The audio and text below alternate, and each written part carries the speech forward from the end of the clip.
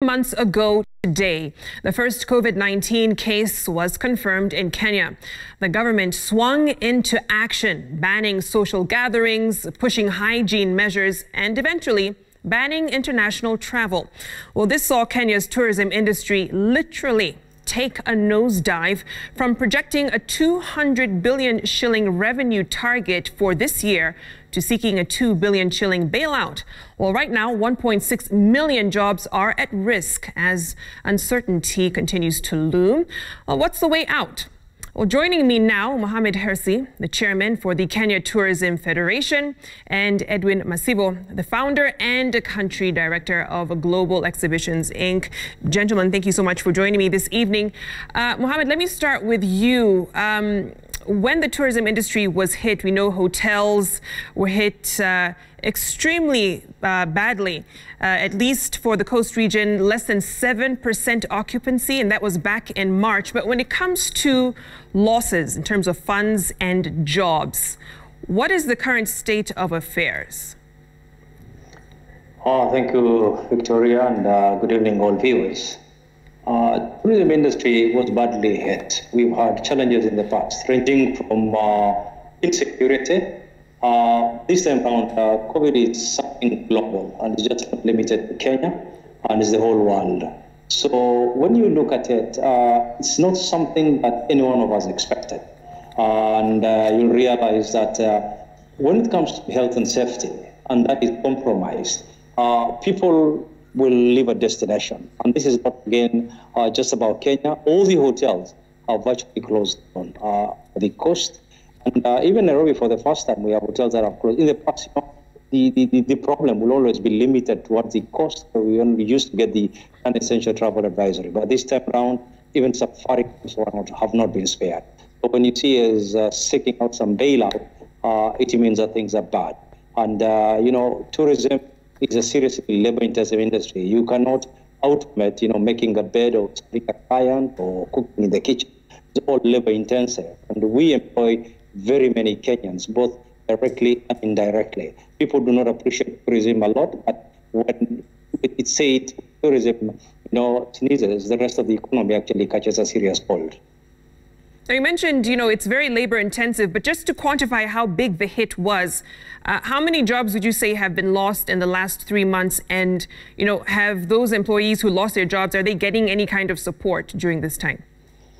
I'd like to commend the industry players, right from, tour companies, travel agents, or hoteliers. They've tried as much as possible to retain the staff and continue paying them. Victoria, again, if it is 2 months, may understand. But anything beyond that, for any owner or any investor, it's quite long term and it's very, very difficult. So we are looking at over 100,000 people, 200,000 who are going to lose their jobs today. And we're trying our level best to try and make sure that actually we retain them the best we can. Directly, we normally look at over 1 million people who are employed in the industry.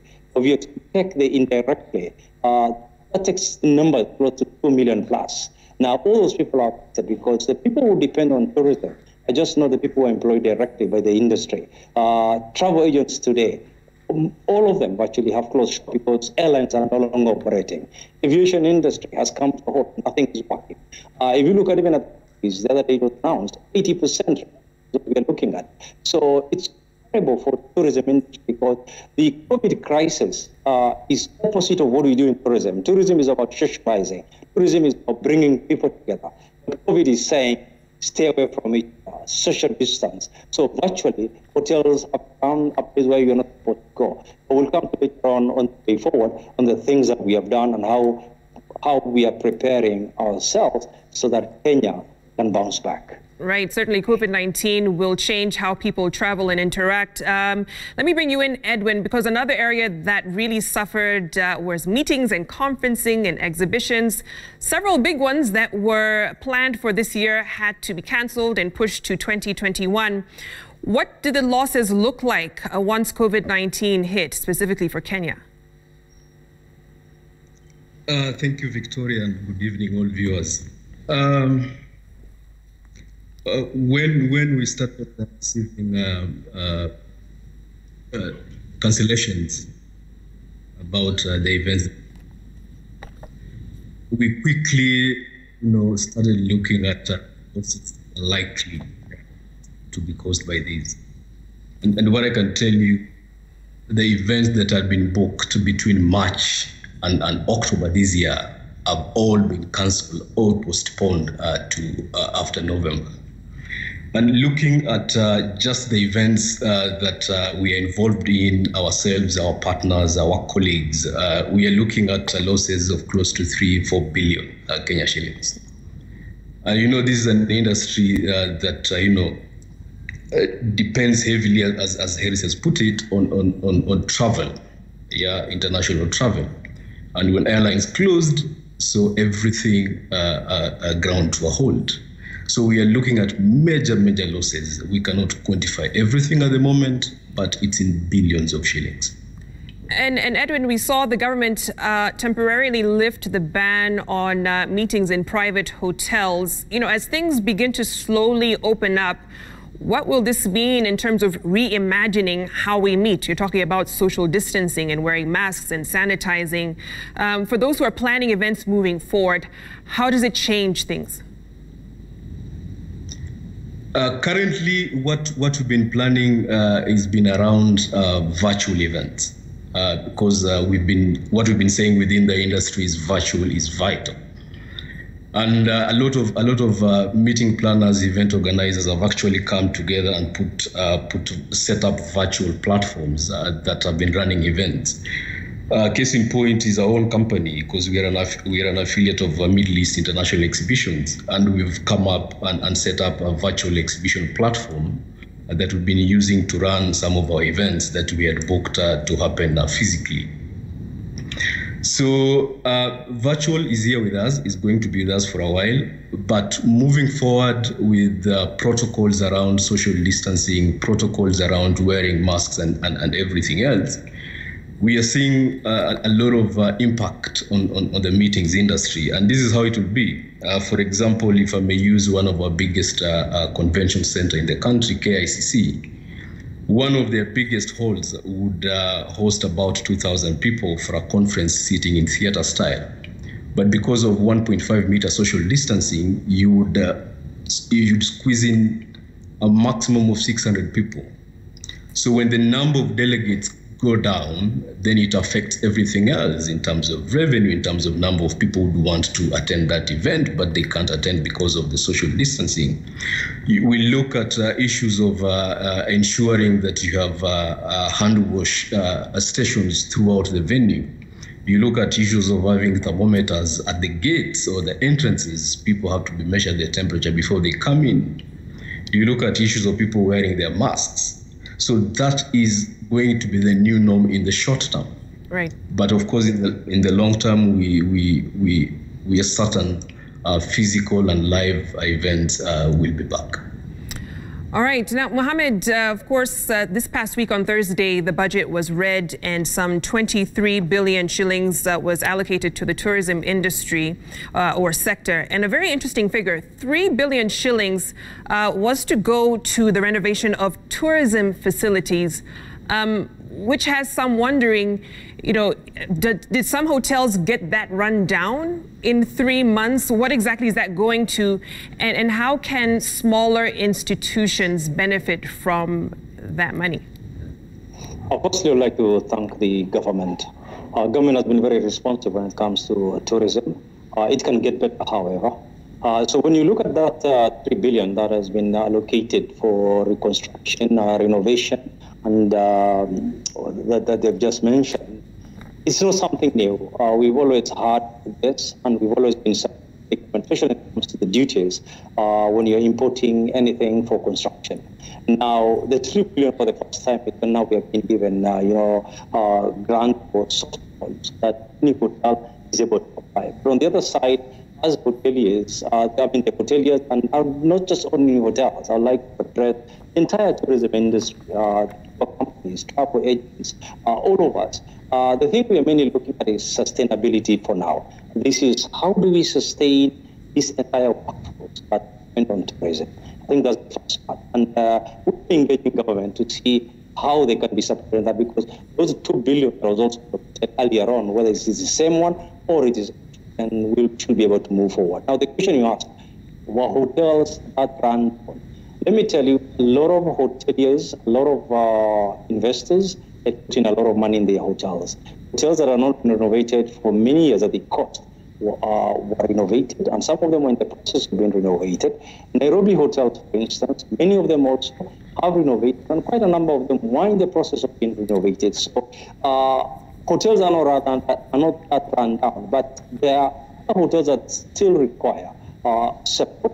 Obviously, at a lower rate when it comes to taking loan facilities, because when you borrow from domestic market, unfortunately, the interests are very high. And one of the things that we would like to say is if the Kenya Banks Association will address that, because some of the hotels are servicing, and also tour companies, travel agents, all of us are servicing some very expensive ones. And it's only fair that they revisit the issue of interest rates, they revisit the issue of moratoriums on interest for some time, because if we do not come out of this safely, then it means that many companies will go undone. That's not good for the economy. And we're talking about moving things forward. Domestic tourism is something that many local players will have to tap into until things open up fully and we have foreigners back into the country. But, you know, when doing this is against the backdrop of some Kenyans feeling local establishments weren't necessarily catering to them as Kenyans and their needs.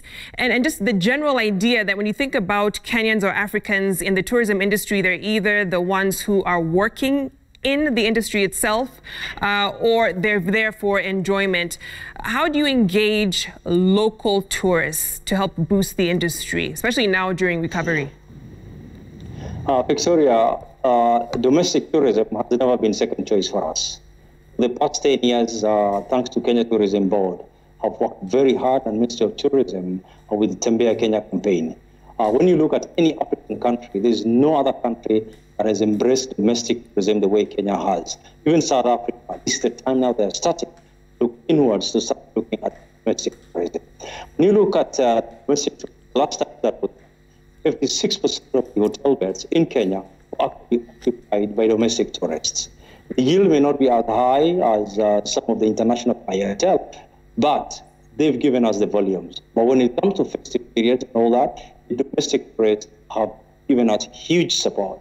Now, in terms of how do we treat them, let me also tell you this, and all our viewers today, that we appreciate them big time. And we will never treat them as second-rate clientele. There are some hotels that virtually depend on domestic tourism. All right. And apart from domestic tourists, we're also looking now at regional. And regional, this is how tourism is going to recover. Everybody is now looking at within their own country. Europe is saying, don't go out. If you go out, when you come back, we'll quarantine you for 14 days. Everybody sticks at home and everybody is worried about, a second wave or, the virus attack. But now, Kenya, same thing will apply. You don't have to go out. You need to travel within your own country. But likewise, we're looking at the neighbors. We have Uganda. We have Ethiopia. All these countries are landlocked. Instead of them going to Dubai, instead of them going to Thailand, we need to start embracing. But one of the way forward we're looking at seriously is African countries, especially African Union through our government, the visa issue for African countries, that really has to be sorted out. And we need to start making it easy for other Africans also to visit in Kenya and vice versa. All right, so tapping into the wider African market. Edwin, let me finish with you. You mentioned, meetings will probably go the virtual way for the time being or in the interim. But COVID is set to be with us for a while. And even as we open up and have people come physically to meet, I wonder for those who are in the events industry, in the event space, when putting together contracts, will they have to restructure them and probably put a caveat there where they protect themselves, for instance, if someone contracts COVID-19 at their venue or event? Are we likely to see more of that? Victoria, we are likely to see quite a number of things going forward. What I see in the short term, as I said, most of the events are going to go virtual. But in the medium term and the long term, we're going to see a sort of hybrid where the physical events will come back but there are elements that we are going to pick from the virtual platforms that will be so good we'll not want to let them go. So marrying those two, we are going to see hybrid events in the medium term and in the long term. So what do we see in the future? One of the things that we see is a more detailed contingency planning. Guys are going to reward their contracts. Yeah, how do they protect themselves against the unknowns like corona? People are going to relook at technology, for example. Venues have to be alive to the fact that when hybrid meetings start happening, their venues have to be in a position to manage the virtual aspects of the meetings. There's something we do in events called H&C, Health and Safety Planning. What I see is when we'll be doing the risk assessment of events, one of the things that we have to add would be things to do with corona. So we have to look at the venue, we have to look at the meeting and see, does it meet the protocols of what corona requires of. So that is going to be there. And also we are going to see, to some extent, events becoming a little bit more expensive because of the protocols that venues and planners have to put in place to make sure they conform to the protocol that will be put there by the Ministry of Health and WHO. All right, let's see how that goes moving forward. Edwin and Mohamed, thank you so much for your time. On that note, let's take a short break here on Citizen Weekend. Sports News is up next.